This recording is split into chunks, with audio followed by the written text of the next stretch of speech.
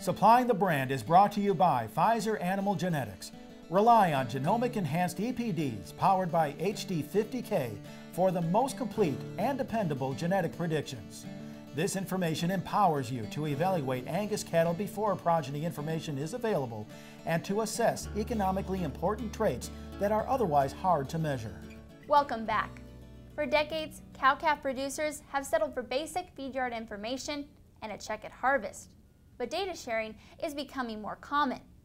In this Supplying the Brand, we learn how feeders are working with customers to deliver more. Is your cattle feeder giving you enough feedback?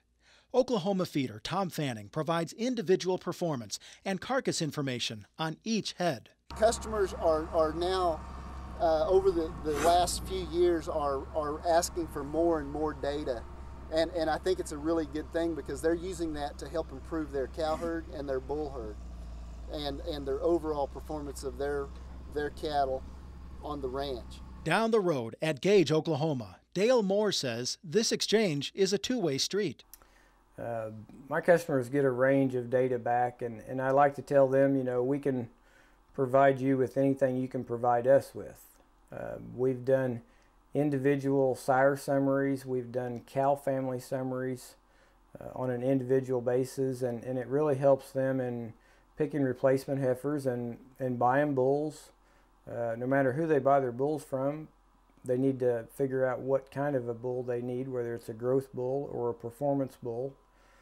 And based on our carcass data, they get to evaluate that and see what they need. Like Moore, many feeders are willing to help interpret the information and give advice. Sam Hands at Triangle H near Garden City, Kansas, has simplified that. He combines performance and carcass measures into a system of ranking top to bottom.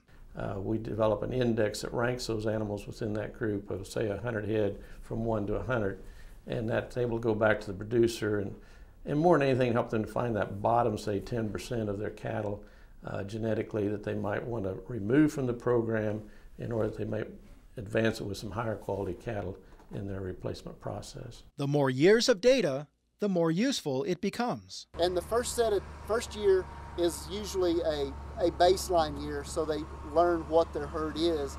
The second, third, fourth year, they really start to be able to make management decisions based on the consistency of what their herd's doing and which way they need to go to improve. And the best news?